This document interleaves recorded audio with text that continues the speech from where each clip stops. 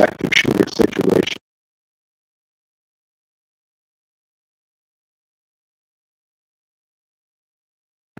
Active attacker response.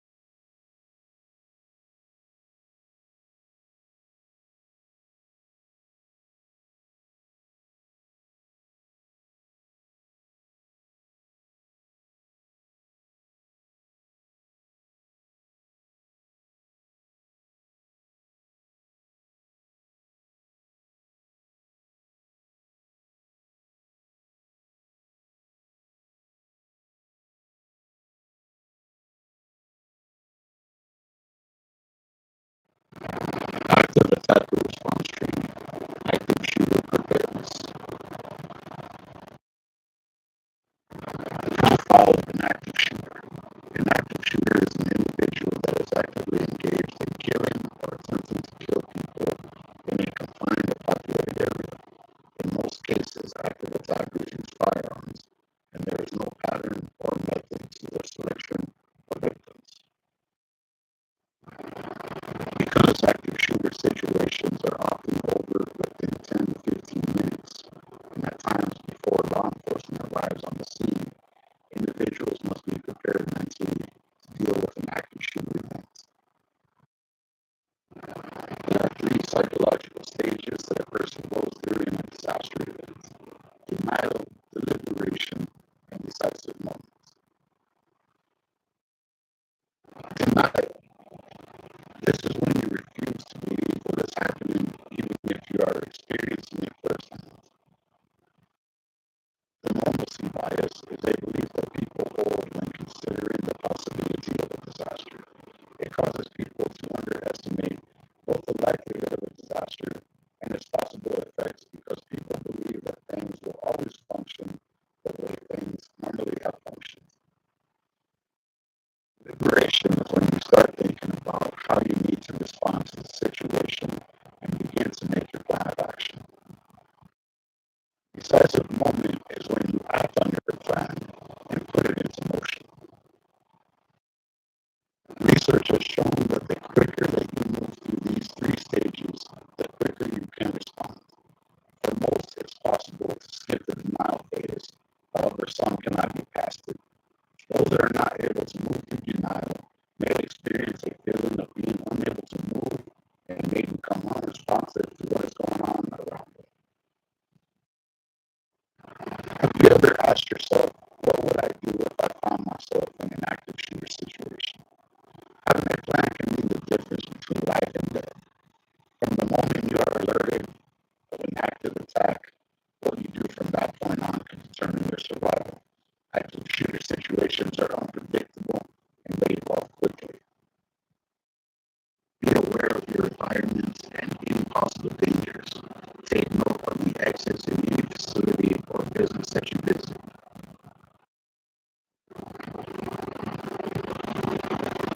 If you find yourself in an active shooter situation, there are three things that you can do: run, hide, or fight. You should always first, if it is safe to do so, try to flee. Have an escape route and plan in mind. Evacuate regardless of whether others agree to follow. Leave your belongings behind. Help others escape if possible. Prevent individuals from entering an area where the active shooter may be. Do not attempt to move wounded people if you are in immediate danger. Call 911 when you are safe. Evacuation is not possible. Find a place to hide where the attacker is less likely to find you. Be out of the shooter's view. Provide protection if shots are fired in your direction. Turn off lights. Lock the door. Block the door with heavy furniture. If you have nothing to block the door and it doesn't lock, improvise. Conceal yourself with nearby items. If you are in an open area and cannot find a place to hide, silence your cell phone and or pager. Turn off any source of noise. Hide behind large items. Remain quiet. As a last resort, and only when your life is in imminent danger, attempt to disrupt and or incapacitate the shooter by acting as aggressively as possible. Punch, kick, bite, or whatever is necessary. Throw items and improvise weapons. You must commit to your actions or you may not survive. If you are in a group, attack as a group. A quick plan and coordination can make a difference. If you cannot lock or barricade the door, then the best place for defense is next to the opening of the door so that you may attack as soon as the attacker enters the room. If you are in an office, stay there and secure the door. If you are in a hallway, get into a room and secure the door As a last resort, attempt to take the attacker down. When the attacker is at close range and you cannot flee, your chance of survival is much greater if you try to incapacitate the attacker. If you need to attack the attacker, aim for the temple, eyes, nose, jaw, throat, neck, solar plexus, gut, groin, liver, and kidneys. If you need to attack the attacker, you can attack with your fists, your palms, the side of your hand, the bottom of your fist, your elbows. Use your head for a headbutt. Use your knees, your feet. You can kick with the heel of your foot or the shin portion of your leg. Use your teeth, bite them. Fingers, improvise weapons like a fire extinguisher or another heavy item. Wait until you are safe to call law enforcement. When you call, be sure to provide the following information if you have it available. What kind of weapon the attacker is using? Is it a gun, a knife, a baseball bat, or a different kind of item? What's the location of the attacker? How many attackers are there if there's more than one? Physical description of the attacker if you have it. Number and type of weapons held by the shooter. Number of potential victims at the location. When law enforcement first arrives, they are not there to evacuate. They are there to stop the attacker. Put down any items that you have in your hands. Immediately raise your hands and spread your fingers. Always keep your hands visible. Remain calm and follow the officer's instructions. Avoid making quick movements towards the officers. Avoid pointing, screaming, and or yelling. Do not stop to ask officers for help or direction. Once you have reached a safe location or an assembly point, you will likely be held in that area by law enforcement until the situation is under control and all witnesses have been identified and questioned. Do not leave until law enforcement has instructed you to do so. Active attackers typically do not just snap, but display indicators of potentially violent behavior over time. If these behaviors are recognized, they can often be managed and treated. Potential indicators may include one or more of the following. Comments about putting things in order, escalations of domestic problems in the workplace, talk of previous incidents of violence, empathy with individuals committed violence, increase in unsolicited comments about firearms, other dangerous weapons, or violent crimes. Expect rescue teams to follow the initial response. These rescue teams will treat and remove any injured persons. They may also call upon able-bodied individuals to assist in removing the wounded from the premises.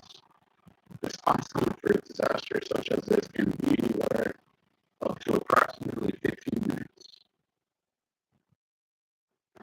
A person can bleed out from a wound in anywhere from about 20 seconds up to about 5 minutes. If you find someone that's been shot, stabbed, or is bleeding badly, and you feel it is safe to do so, try to save that person's life. You can do this by making a makeshift tourniquet and using something like a shirt or jacket to apply pressure to the wound if a tourniquet cannot be used, like somewhere on the torso. Apply pressure to the wound to try to stop the bleeding.